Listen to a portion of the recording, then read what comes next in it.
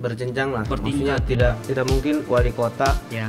langsung turun kasih sosialisasi ke kita, nggak mungkin, karena sudah ada tingkat kelurahannya itu apa, lurah atau RT dulu kali ya, RW shelter kecil dulu ya. Iya. Oke. Jadi di Ankam gimana caranya kita menginfluence anak muda gitu, gimana caranya mereka bisa, kan anak muda tuh Ankam tuh kan anak kampung, jadi arti dari anak kampung tuh kan artinya harus orang di tanah begitu, orang ini anak kampung di sini, jadi setidaknya kalau anak kampung tuh kan harus menjaga dia punya daerah, menjaga dia punya tempat, jadi begitu, jadi mau tidak ada informasi. Idealnya masyarakat ini cuma tahu buang aja sampah, tidak tahu ada sampah di atas sudah full atau apa, kan tidak ada informasi dari DL.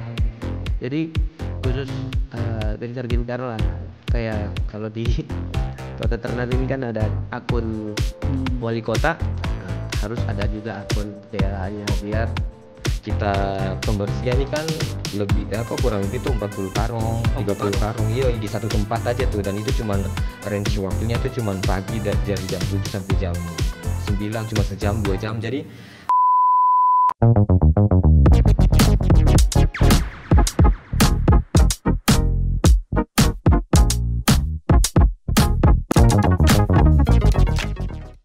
Halo Sobat RRI, selamat datang kembali di podcast RRI Ternate bersama saya Mario Panggabean, dan kali ini saya tidak sendiri ya, telah hadir bersama saya di sini dua anak muda Maluku Utara yang hebat, dan kita akan mengulas terkait judul yaitu Bijak Sampah Westwood.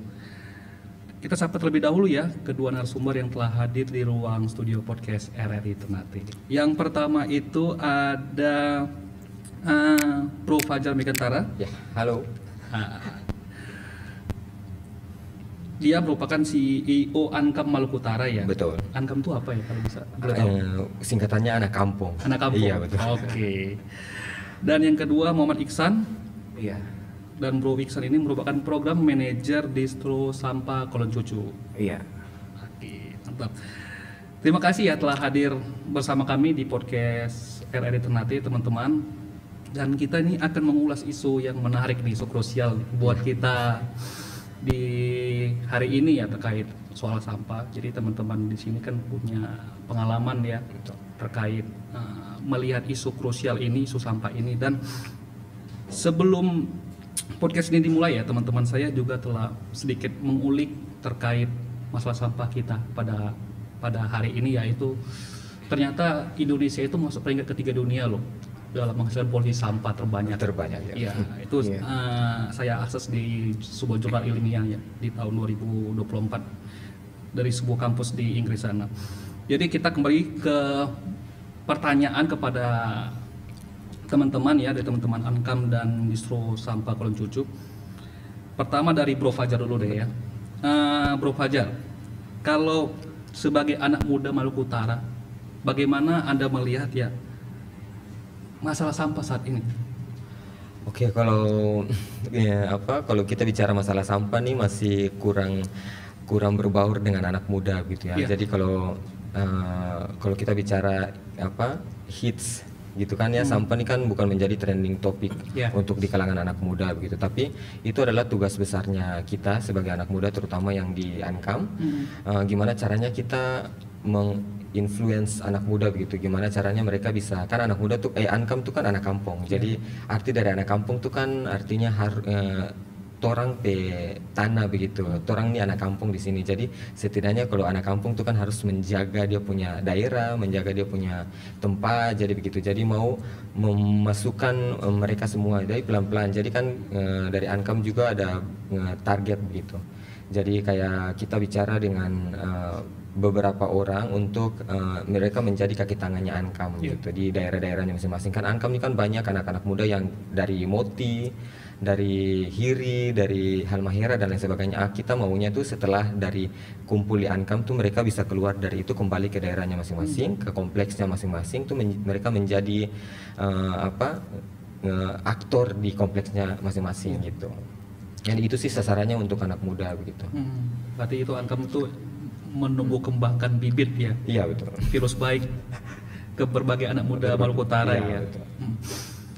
Dan selanjutnya kepada Bro Iksan sebagai penggerak ya kita bisa bilang penggerak perubahan ya dalam isu krusial ini, isu sampah. Bagaimana Bro Iksan melihat permasalahan sampah di kita ini, khususnya di Maluku Utara? Silakan. Ya, kalau yang saya lihat dalam keseharian kita sih, maksudnya untuk krusial sampah mungkin kita dari distro sampah tidak melihat yang seluruh Maluku Utara atau Ternate, tapi kita masih lingkup kelurahan kita. Maksudnya dari kelurahan, dari yang kecil dulu lah, maksudnya kita lihat dari kelurahan kita memang sampah ini sangat susah gitu, maksudnya untuk mengedukasikan terhadap warga-warga masyarakat yang ada di kampung juga, tetangga-tetangga. Terus anak muda juga kayaknya susah untuk diajak gitu ya. Diajak, masih pilih-pilih lah. Pilih. Karena sampah ini ya sesuatu yang luar biasa, maksudnya unik lah.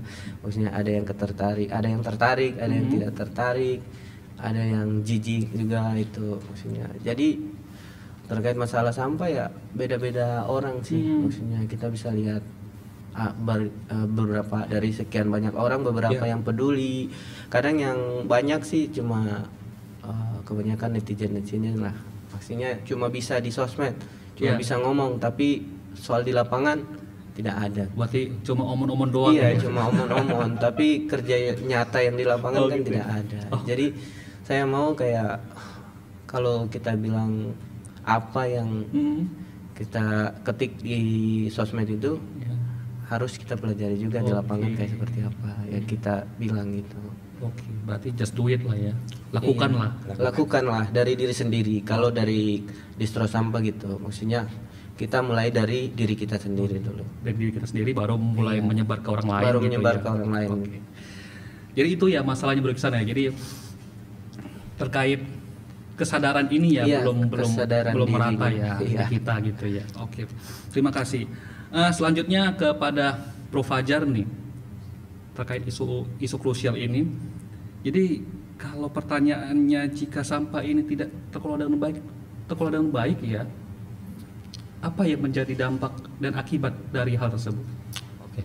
Jadi kan kebanyakan nih orang pikirnya ya, maksudnya kalau kita buang sampah dari pribadi nih ya, buang sampah sedikit-sedikit nih kan kayak kelihatan nggak pengaruh apa-apa nih. Padahal kalau kita bisa lihat, kalau kita search di Google tuh di Ternate ini, sampah per hari itu masuk ke TPA itu kurang lebih 150 ton per hari. Dan sebagian besar itu sampah organik. Jadi kalau bisa dilihat bahwa kalau sampah organik kan menghasilkan bau, selain itu kan mengganggu kesehatan dan lain sebagainya, ada zat-zat yang dihasilkan gitu. Dan karena tumpukan itu, jadi kalau kita lihat TPA di atas ini kan dekat dengan objek wisata kita. Jadi objek wisata Pantai Jiko Malamo, di situ juga ada beberapa restoran yang memang lumayan besar gitu, yang bisa menjadi tempat wisatawan untuk datang ke Ternate. Itu ketertarikannya tuh karena salah satu objek wisata itu begitu. Jadi kalau lihat kondisi TPA saat ini, kalau masyarakat yang mendengar sekarang dan menonton sekarang, kalau lihat keliling kota Ternate terus melewati TPA Takome, itu bisa dilihat, kalau belum di pagar seng ya, itu bisa dilihat bahwa sampah kita tuh udah mau sampai ke jalan raya. Gitu. Jadi dilihat dari berangka kita juga, kalau di sini sebutnya berangka, itu banyak sekali sampah yang menumpuk. Karena kan kita harus mengetahui karakteristik wilayah kita nih kan, Ternate nih kan dari hulu ke hilir gitu. Jadi kalau kita buang sampah di bagian hulu, hasil akhirnya kalau hujan besar itu dia sampai ke pantai, dan itu sangat mempengaruhi ekosistem yang ada di pantai gitu. Itu mau ikan, mau apa, sedangkan kita ini kan konsumsi utama kita kan adalah ikan gitu. Apakah kita mau makan ikan dengan hasil yang dimakan ikan itu sampah dari yang kita buang gitu. Jadi itu yang menurut saya jadi satu yang harus dipikirkan gitu sama pemerintah, sama masyarakat gitu. Jadi isu mikroplastik tuh masuk ke situ ya? Iya, jelas sekali. Jadi bahaya dari sampah organik yang tidak diurus, dari sampah plastik yang tidak terurus. Jadi itu sampah tuh memang mengganggu. Kalau kita bisa paham gitu, sangat mengganggu gitu, dari bau, dari yang dimakan sama hewan, terus hewannya kita konsumsi dan lain sebagainya, itu kan sangat berbahaya gitu. Baik, terima kasih Bro Fajar. Kita beralih kepada Bro Iksan. Ya. Jadi terkait tadi pertanyaan yang sama ya. Kalau sampah ini tidak terkelola dengan baik ya, menurut Bro sendiri apa dampaknya khususnya bagi kesehatan manusia? Ini yang paling penting pesannya. Sebenarnya sudah dijelaskan juga sih, maksudnya dampak ya pasti buruk lah untuk kesehatan manusia. Jadi memang itulah yang dibentuk sama sehingga menjadi distro sampah. Karena itu maksudnya keresahan kita sebagai anak muda juga terkait sampah-sampah, terkait dampak-dampak juga untuk bukan cuma orang di sekitar situ, tapi banyak juga sih maksudnya dampak sampah ini kalau memang kita tidak kelola dengan baik. Jadi gimana kita bentuk distro sampah itu untuk ini, maksudnya pengelolaan kita agar lebih tertata begitu. Maksudnya kayak kita dengarkan dari DLH per hari lah, per hari pembuangan sampah di TPA itu sekitar 100 lebih. Maksudnya ton ya? Iya, itu yang dibilang tadi 150 ton. Iya, memang seperti itu. Kadang 100 ton, kadang 130 ton, 40. Apalagi dalam Ramadan ini, wah pasti lebih banyak. Lebih konsumsi malam hari lebih banyak kan. Iya. Jadi mungkin itulah yang dipikirkan kami, maksudnya cara pengelolaan sampah dari kampung yang 100% kita pilah, terus tinggal yang dibawa ke TPA itu sudah 30%, maksudnya 70% itu kita kalau olah dia kayak sampah organik, sampah plastik, itu kan yang menjadi pikiran dari distro sampah untuk bagaimana kita kelola sampah di kampung yang 100%, biar yang keluar dari kampung itu tinggal 30% aja.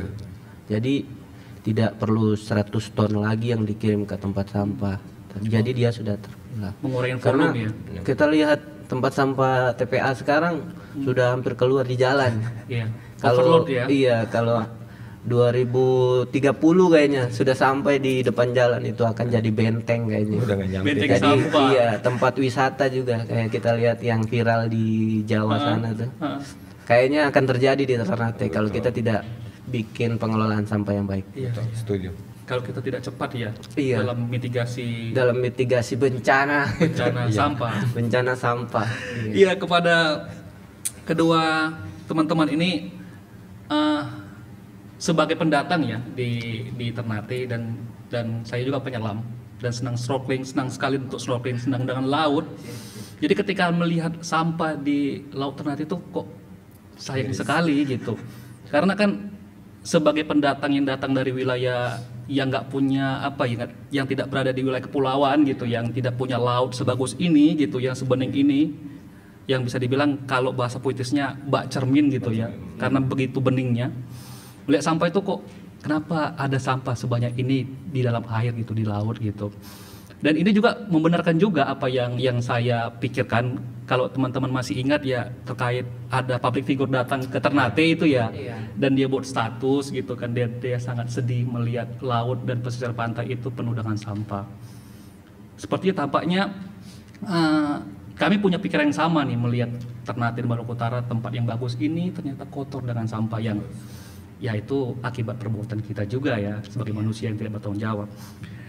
Dan selanjutnya teman-teman, kepada Bro Iqbal ya, kembali tadi kita udah bicara soal dampak, dan selama perjalanan membentuk komunitas ini ya, apa tantangan terbesar yang Anda dan teman-teman jalani ketika mengajak orang itu, ayo kita bersama-sama peduli dengan isu sampah ini?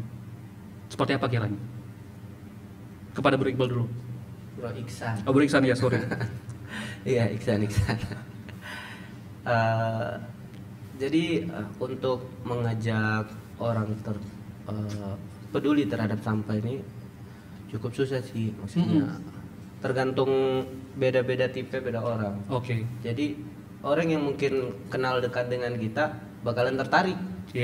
Terus yang dia mungkin belajar atau lihat di sosmed terkait tentang pengelolaan sampah, 1 atau 2 orang itu yang bakalan tertarik dari ribuan orang. Jadi tidak semua pemikirannya sama gitu.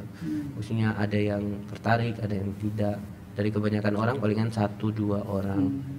Jadi yang mungkin terkait dengan isu-isu sampah mungkin tidak banyak orang yang suka dan peduli ya. Iya, dan peduli. Tapi banyak orang yang peduli ketika sudah ada yang status naik gitu. Maksudnya pedulian cuma di status saja. Pura-pura peduli ya. Iya, pura-pura peduli. P3 ya. Padahal pura-pura peduli. Iya.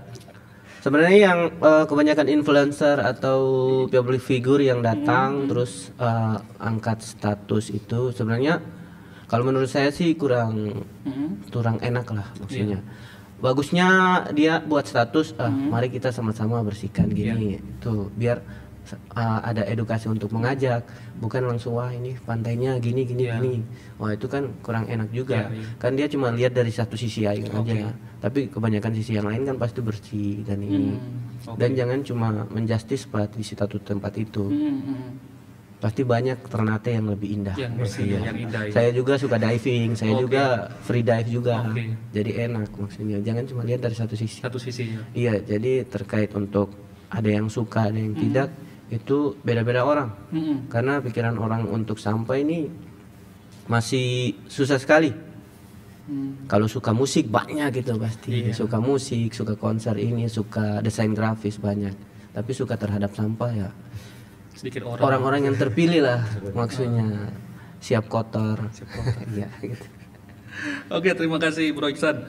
Dan selanjutnya kita beralih kepada Bro Fajar ya. Tadi pertanyaan yang sama. Untuk mengajak orang nih teman-teman nih, apa tantangan terbesar Ankam nih? Kalau kita bicara masalah sampah nih pasti dilihat dari 2 perspektif ya. Jadi dari masyarakat maupun dari pemerintah begitu. Jadi kalau tantangan terbesar memang kita hadapi dari 2 sisi tersebut, dari masyarakat iya, dari pemerintah iya. Jadi kalau dari masyarakat ini kebanyakan tuh masyarakat di kota Ternate terutama nih belum mengerti begitu masalah, belum peduli masalah sampah gitu. Kita sudah dari Ankam nih udah alhamdulillah sekarang kita udah jalan tahun kedua dan kita udah lakukan banyak sekali kegiatan-kegiatan yang itu ada beberapa kegiatan itu goes to school, goes to kampus, goes to masyarakat. Jadi kita turun langsung ke masyarakat selain kita angkat pembersihan sampah, kita juga turun untuk memberikan sosialisasi. Dan terakhir ini kita lakukan sosialisasi di Sasa, Kelurahan Sasa, dan itu memang tanggapannya cukup berbeda-beda ya. Dari segi ibu-ibu, dari segi bapak-bapak, dari anak-anak. Memang pada saat kita kumpulkan tuh mereka antusias gitu. Beberapa tuh udah mulai mengerti bahwa sampah nih nggak bisa dibuang ke barangka. Karena kan kebanyakan habit kita nih semua sampah tuh dibuang ke barangka. Karena apa? Karena kesalahan pertama adalah karena pengangkutannya yang masih terbatas gitu. Jadi itu kembali lagi dari sisi pemerintahnya gitu. Jadi kita kumpulkan antara masyarakat, pemerintah dan kita sebagai fasilitator gitu untuk apa sih yang salah dari Kelurahan Sasa ini. Salah satu contoh kenapa masyarakat masih banyak sekali buang sampah di barangka gitu. Salah satunya adalah itu kita menempatkan. Jadi harus pemerintah juga buka mata dan melihat gitu dampak yang ditimbulkan ini cukup besar. Jadi kalau kan kemarin juga dari public figure itu kan salah satu foto yang dia masukin ke Instagramnya itu kan foto di salah satu barangka di Ternate gitu, mungkin di Toboko kalau nggak salah gitu. Dan juga ada vokalis Viera juga, itu dia foto waktu makan papeda di bagian atas itu itu kan Ciati dekat pasar ya. Salah satu makan papeda itu kan dia foto sampah banyak sekali begitu. Jadi itu kan berarti kita sebagai masyarakat ini kan harus malu begitu. Malu gimana caranya kita sebagai kota wisata, sebagai wisata kita tuh lengkap dari wisata pantai, wisata budaya, wisata sejarah, terkenal dengan kota rempah gitu. Jangan sampai slogan ini tuh diganti menjadi kota sampah gitu. Karena Ternate ini cukup kecil begitu. Jadi sangat berbahaya bila mana pengelolaan dari sampah tuh nggak diperhatikan gitu. Jadi karena akan jadi bom waktu. Kalau sampah ini kan akan jadi bencana begitu. Kalau kita lama kelamaan kita nggak peduli itu akan jadi bencana di Kota Ternate. Ya. Harus menjadi perhatian semua pihak. Betul, dari pemerintah maupun masyarakat begitu. Dan secepat mungkin harus kita laksanakan bersama. Betul ya, sekali. Mengatasi isu krusial ini. Oke, terima kasih. Kita tadi udah bicara tentang isu umum dan kita kembali dan selanjutnya kita masuk ke isu terkait profiling teman-teman nih komunitas. Jadi ada Ankam dan ada Distro Sampah ya. Ke Bro Iksan dulu deh kayaknya. Bro Iksan, Bro telah ada di Distro Sampah ya. Kalau kita bilang aktivis gerakan lah ya. Belum terlalu. Belum terlalu ya. Bakal menuju ke sana. Masih kurang ya. Jadi kita bertanya terkait komunitas yang Anda dan teman-teman dirikan itu. Sejak kapan komunitas itu kalian bangun, dan boleh nggak sedikit cerita apa latar belakang kalian untuk membangun komunitas Distro Sampah tersebut? Iya.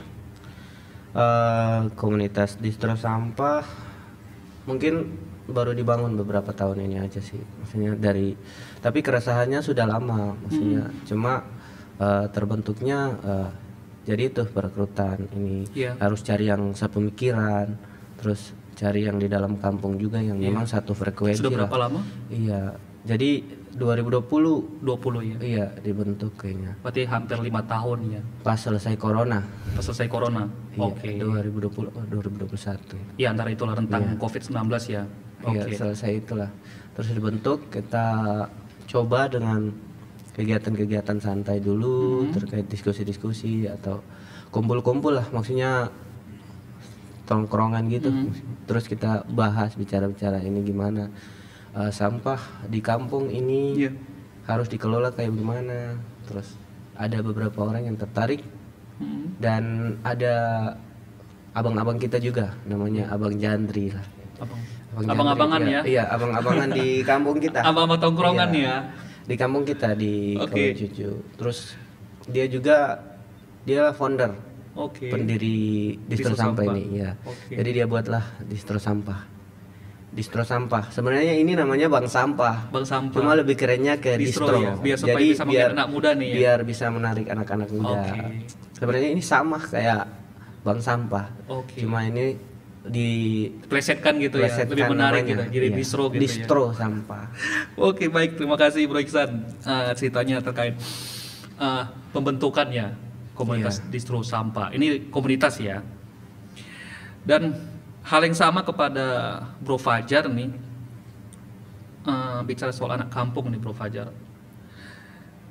Komunitas kalian ini sejak kapan terbentuknya dan apa yang menjadi latar belakang kalian hingga akhirnya Ankam ini berdiri? Oke, Ankam ini berdiri tahun baru-baru aja sih, belum lama juga. Kita baru jalan 2 tahun. Kemarin kita sudah merayakan ulang tahun yang pertama di bulan Agustus.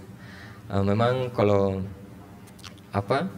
dari Ankam sendiri kan anak kampung gitu, slogannya itu kan anak muda sadar sampah begitu. Jadi memang pengennya tuh semua ikut masuk, kayak tadi saya sudah dijelaskan gitu, pengen semua anak muda ikut nimbrung di dalam situ dan menjadi ya kayak di Distro Sampah ini kan Abang Jan juga tuh menjadi salah satu tim diskusinya Ankam gitu, karena itu Abang Jan tuh salah satu yang paling anak muda yang paling aktif dan proaktif untuk bicara masalah lingkungan di Kota Ternate sih begitu. Jadi memang kita berharap bahwa semua anak muda di Ternate nih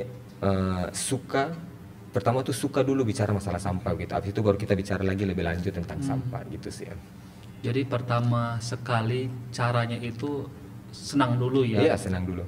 Kan kalau udah senang nih kan mau kotor ke mau bolak-balik ke mau diapain juga kan udah happy gitu. Yang penting udah senang, udah cinta dulu gitu sama lingkungan, sama sampah gitu. Apalagi kan kalau yang kakak yang suka diving, suka berjemur di bawah sinar matahari pantai itu kan berarti harus pas menyelam nih kan mau lihat terumbu karang dan lain-lain gitu. Jangan sampai tuh di bawah tuh ada sampah-sampah plastik yang mengganggu begitu. Oke, terima kasih. Jadi bicara tadi ya, sebenarnya pada intinya latar belakangnya terkait keresahan anak muda semua keresahan gitu. Apalagi kemarin juga artis kan banyak kan, jadi ya kayak kita sebagai anak muda yang asli Ternate ini kan malu gitu. Iya, oke. Baik, ini hal menarik nih pada teman-teman. Teman-teman ini kan udah bergerak dalam aktivitas ini kan udah berapa tahun ya, ada 5 tahun, ada yang kurang lebih 2 tahun. Selama ini ya, kepada Bro Fajar dulu nih, tantangan terbesar apa yang kalian hadapi? Dalam terlibat ini, dalam fokusnya ini untuk pengelolaan sampah. Oke, kalau dari kita sih mungkin karena kita organisasi atau komunitas baru, jadi memang kalau kita bicara masalah keterbatasan itu memang sangat keterbatasan. Kita keterbatasan dari uang, dari support, dari lain-lain gitu. Contohnya kan kalau kita bikin satu pembersihan di satu tempat, itu kan kita butuh beberapa kayak karung, kayak gitu-gitu, sarung tangan dan lain sebagainya. Dilihat sekarang nih mungkin saya bukan ini, tapi mungkin pemerintah tuh programnya belum memprioritaskan masalah sampah dan lingkungan gitu. Jadi memang yang kita yakin bahwa bukan mereka tidak peduli begitu, tapi mungkin karena semua ini kan punya protap ya masing-masing dari kedinasan dan lain sebagainya. Mungkin itu yang keterbatasan kita komunikasi dengan instansi gitu. Tapi alhamdulillah sampai saat ini kita ada komunikasi bagus dengan DLH, Dinas Lingkungan Hidup, masalah pengangkutan. Karena setelah kita pembersihan ini kan kurang lebih tuh 40 karung, 30 karung. Iya, di satu tempat aja tuh, dan itu cuman range waktunya itu cuman pagi dari jam 7 sampai jam 9, cuma sejam 2 jam. Jadi setelah itu dikumpulkan kan nggak bisa, kita komunikasinya dengan DLH itu langsung diangkut begitu. Oke, baik. Selanjutnya kepada Bro Iksan tadi, pertanyaan yang sama nih Bro Iksan. Tantangan terbesar kalian terkait dalam mengelola sampah ini apa kiranya? Jadi kalau dari distro sampah, tantangan terbesar sih dari aktivitas masyarakat sih, maksudnya untuk kita di lingkup kelurahan. Itu kan kita sudah ada petunjuk kan, kalau dari kita kan edukasi mengenai pemilahan sampah. Jadi kita sampah organik, sampah non organik. Itu kan kita sudah kasih tata cara kelolanya seperti selembar gitu. Tapi yang dibuat masyarakat jauh dari ekspektasi kita maksudnya. Jadi mungkin karena mereka pikir mobil sampah cuma satu, buang aja semuanya satu tempat gitu. Maunya digabung satu. Jadi padahal kita sudah kasih wadah. Dari kita kan jadi kita itu ada manajemennya, maksudnya pelanggannya. Jadi setiap rumah yang masuk rute kita itu kita kasih tong sampah. Ada yang organik dan anorganik. Iya, anorganik, dan kasih cara-cara pemilahannya. Tapi yang di lapangan yang kita dapat tidak demikian. Itu tantangan terbesarnya. Tantangan terbesar edukasi masyarakat ya. Edukasi masyarakat bahwa sampah ini dipilah dulu dari rumah biar lebih masuk ke TPS-nya, tempat pembuangan sementara itu sudah tersaring gitu. Tinggal beberapa persen aja. Biar dibawa ke TPA sudah kurang. Makin berkurang volumenya. Iya, jadi susah untuk mengedukasi masyarakat seperti itu. Kalau dari distro sampah yang lingkup kelurahan. Oke, baik Bro Iksan. Tadi bicara tantangan ya. Kepada Bro Fajar dari Ankam nih, ini terkait hal yang telah dilakukan teman-teman nih. Boleh nggak disampaikan di podcast RRI Ternate? Oke, kalau yang sudah dilakukan lumayan banyak ya. Jadi kita udah lakukan ya, tadi disampaikan juga dari distro sampah bahwa yang tantangan terberat itu memang masyarakat, yaitu edukasi kepada masyarakat, yaitu gimana caranya, jangan dulu deh gimana caranya kita memilah sampah antara organik sama anorganik gitu. Sekarang kalau setiap kita masuk ke sekolah-sekolah tuh sekarang tuh anak-anak tuh udah pada ini, jadi kalau mereka bawa tumbler itu mereka langsung foto terus tag ke Instagram Ankam. Iya, jadi itu salah satu dampak positif yang kita rasa bahwa kita datang ke sekolah-sekolah tuh mereka bersaing siapa punya tumbler yang paling bagus. Gitu. Jadi itu salah satu positif maupun itu ke SMP maupun SMA gitu. Dan ke beberapa instansi juga kita lakukan sosialisasi, dan juga di beberapa masyarakat tuh memang cukup berat. Kita juga pernah melakukan sosialisasi di pedagang, di semua pedagang yang ada di pantai Mangga 2. Jadi pedagang-pedagang pisang goreng dan lain sebagainya itu kalau udah di approve sama Ankam tuh nanti dapat stiker gitu. Stiker itu kalau mereka sudah mampu mengelola sampahnya begitu. Jadi kita datang ke sana tuh mereka masih bingung, kadang masyarakat tuh bingung cara pengolahannya tuh kayak gimana gitu, organiknya tuh kayak gimana, anorganiknya tuh kayak gimana, penjelasannya kan anorganik juga kan ada plastik, ada kaca dan lain sebagainya gitu. Itu sih yang kita selalu sering lakukan untuk sekarang yang terbaru itu kita lakukan khusus biopori. Jadi kita lakukan seluruh rumah kita berharap bahwa seluruh rumah di Kota Ternate ini sudah mampu mengelola sampah organiknya sendiri tanpa keluar lagi ke tempat sampah begitu. Jadi sekarang kita uji coba di Kelurahan Sasa ada 48 rumah kurang lebih itu kita lakukan pembuatan biopori untuk pengolahan sampahnya. Jadi kalau sampah organik tuh habis di rumah itu, yang keluar ke tempat sampah dan dibuang ke TPA itu cuma sampah anorganik. Dan sampah anorganik juga kita ada koordinasi dengan bank sampah. Kan di semua kelurahan ini harusnya ada bank sampah. Begitu. Dari distro sampah tuh mungkin udah mengambil ahli itu karena memang tidak jalan bank sampahnya di kelurahan.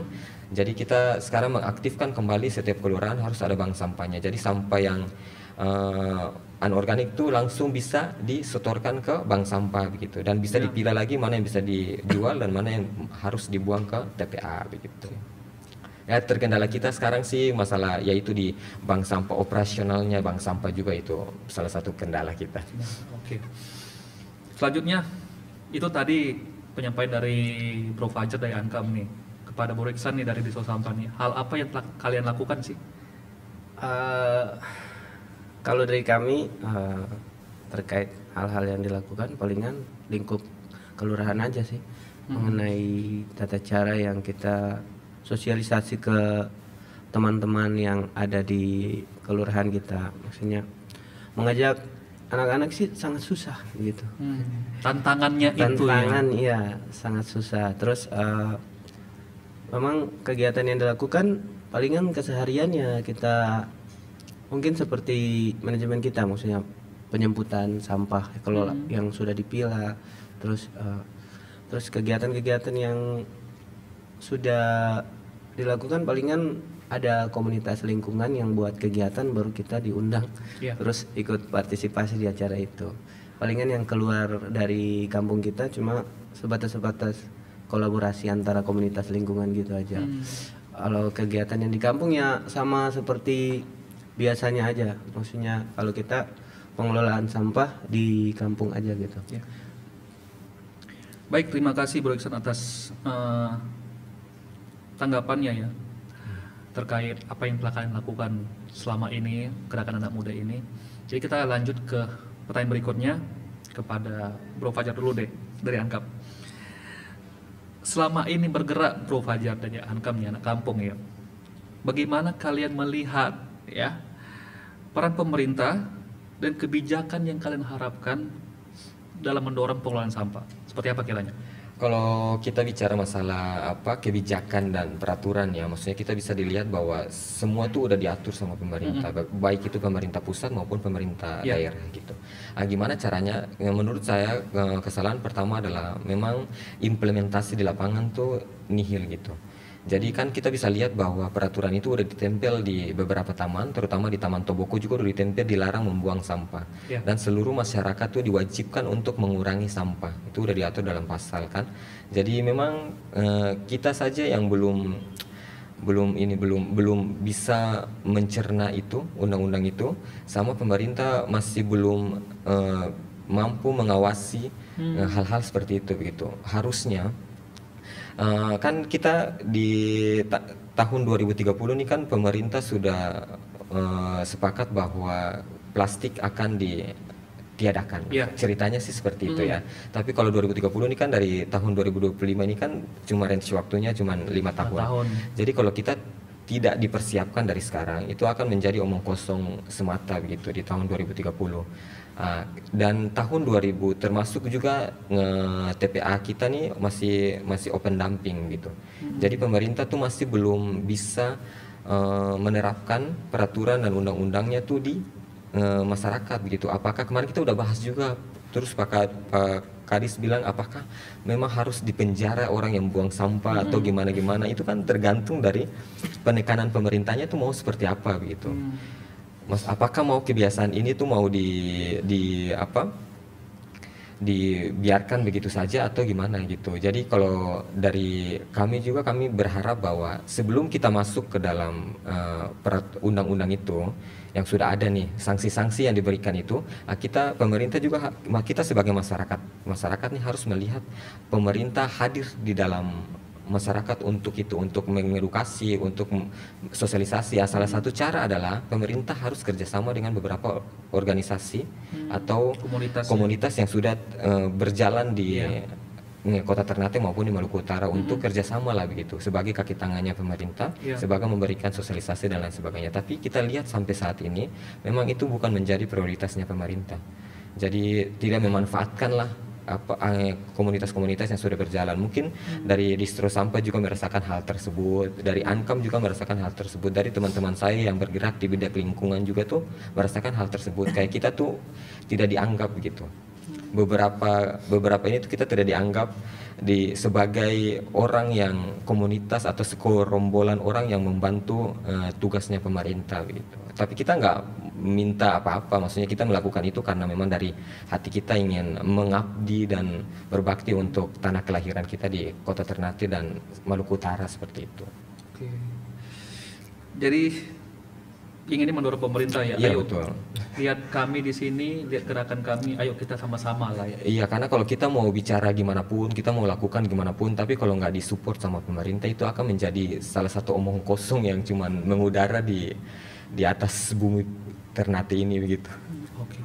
Jadi memang sini pentingnya peran pemerintah. Betul sekali. Baik.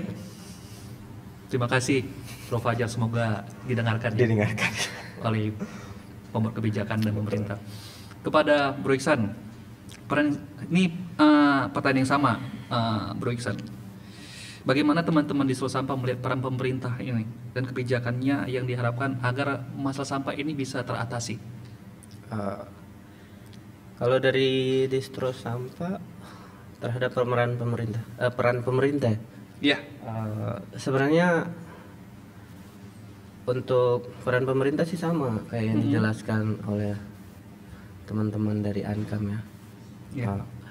Terkait cara pandang mereka juga sih, maksudnya kita tidak mungkin kan, maksudnya lingkup kelurahan langsung dikasih sosialisasi dari DLH langsung.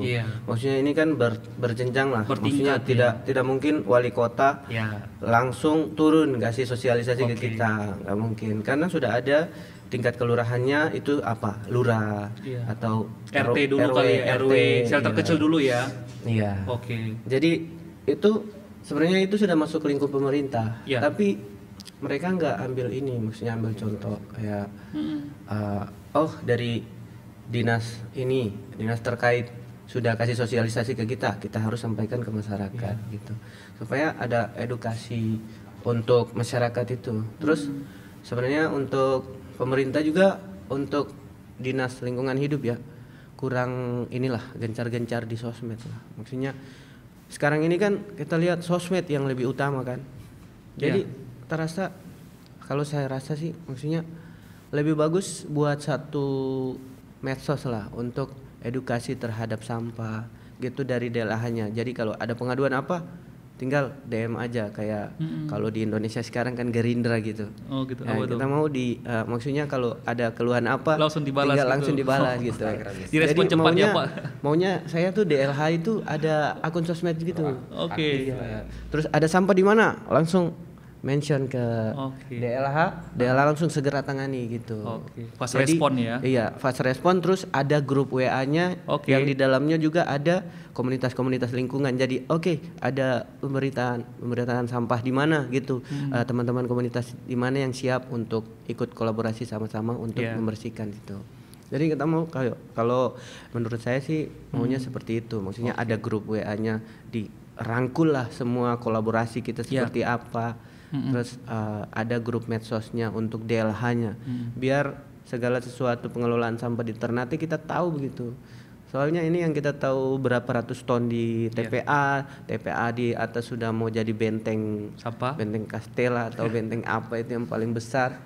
Ya, tidak ada informasi. Soalnya masyarakat ini cuma tahu buang aja sampah, tidak tahu ada sampah di atas sudah full atau apa kan, tidak ada informasi dari DLH gitu. Jadi khusus gencar-gencar lah. Kayak kalau di Kota Ternate ini kan ada akun wali kota, harus ada juga akun DLH-nya biar ada sosialisasi. Menampung aspirasi. Iya, menampung aspirasi terhadap masyarakat. Oke. Baik. Terima kasih Bro Iksan, ini karena waktu kita sangat terbatas sekali ya. Ini terakhir kepada teman-teman ini, kepada Bro Iksan terlebih dahulu ya, terkait harapan dan pesan yang ingin Anda sampaikan kepada masyarakat agar lebih peduli terhadap sampah. Singkat saja. Ya, kalau dari kami Distro Sampah, harapan sebenarnya sudah banyak sekali sih, harapan dari pemimpin yang paling atas sampai yang paling bawah itu terkait sampah ya. Jadi sudah bukan masalah kecil lagi, tapi ini masalah yang sangat besar karena sudah urutan 3 ya di dunia. Di dunia. Iya. Jadi untuk Distro Sampah ingin sekali kayak pengelolaan sampah terbaik se Asia Tenggara itu Kampung Banyumas ya, yang ada di Jawa Tengah. Kita mau Ternate punya pengelolaan sampah seperti itu. Keren juga, sampah dijadikan aspal, dijadikan paving block atau apa barang jadi gitu. Jadi dari sampah plastik itu. Maksudnya untuk teman-teman semua, untuk masyarakat juga yang kita sadar sampah lah, maksudnya kita juga sudah dewasa, sudah bisa pikirkan bahwa sampah plastik ini berbahaya, terus sampah organik ini masih bisa diolah. Jadi pemilahan sampah dari rumah itu lebih bagus. Tapi terkait juga maksudnya pembuangannya mobil sampah cuma satu, terbatas, tidak ada yang sampah pilah. Maksudnya mobil sampah tidak ada organik dan anorganik, tapi digabung satu. Jadi susah juga maksudnya. Tapi kalau kita sudah pilah di dalam kantong kresek, maksudnya sampah organik sekian, sampah ini pasti yang tukang angkut sampah juga pasti senang. Maksudnya sampahnya bersih. Lebih mudah bekerja. Iya, lebih mudah bekerja. Tidak membantu mereka juga ya untuk bekerja ya. Jadi itu aja mungkin pesan saya. Kita belajar pilah sampah dari rumah aja, biar masuk ke TPA-nya sudah bersih. Terima kasih Bro Iksan. Dan terakhir kepada Bro dari Ankam ya, yang sama nih, harapan dan pesan yang ingin Anda sampaikan kepada masyarakat agar lebih peduli terkait pengelolaan sampah. Silakan. Oke, kalau dari Ankam nih selalu di setiap pertemuan podcast maupun narasumber dan lain sebagainya, kita berharap bahwa sekarang kita berada di posisi tahun 2025 begitu, dan kita lihat beberapa daerah ini sudah on top ke hal-hal yang lebih canggih begitu. Jadi kami dari Ankam berharap bahwa Ternate jangan kalah masalah kecanggihan teknologi dan lain sebagainya. Orang lain, negara lain, dan itu udah bahas masalah gimana caranya kita pergi ke bulan, gimana caranya mau bikin rumah di Mars dan lain sebagainya. Tapi kita tuh masih stuck di bicara masalah sampah. Itu kan salah satu hal yang nggak penting banget gitu untuk dibahas, karena sudah diselesaikan di dalam individu dan rumah masing-masing. Tadi sudah disampaikan juga dari Distro Sampah, kita berharap bahwa Ternate punya teknologi yang canggih untuk pengelolaan sampah, baik itu sampah organik maupun sampah anorganik, dan diberikan pemerintah memberikan fasilitas yang bagus untuk anak-anak muda yang kreatif untuk membantu mereka dalam penanganan sampah lingkungan, agar maksudnya kita tinggal di Kota Ternate ini penuh sukacita dan bersih. Nyaman, begitu ya, karena kan bersih itu sebagian dari iman. Jadi itu kalau sudah terapkan di dalam diri, saya rasa semua sampah di Kota Ternate akan selesai, that's it gitu. Mantap. Waktu jualah akhirnya yang menghentikan percakapan kita pada hari ini ya. Terima kasih teman-teman dari Ankam dan dari Distro Sampah telah hadir di ruang podcast RRI Ternate. Semoga podcast ini memberikan pengetahuan ya kepada kita ya, agar kita lebih peduli dan lebih sadar terkait permasalahan sampah. Saya Mado Panggabean pamit dan undur diri dari ruang Anda, dan sampai jumpa lagi.